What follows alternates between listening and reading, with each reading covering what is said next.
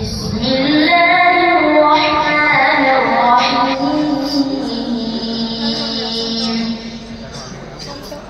ولكم نصف ما ترك أزواجكم إن لم يكن لهن ولد، فإن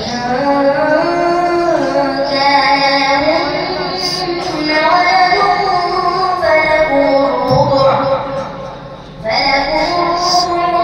مما تركن من بعد وصية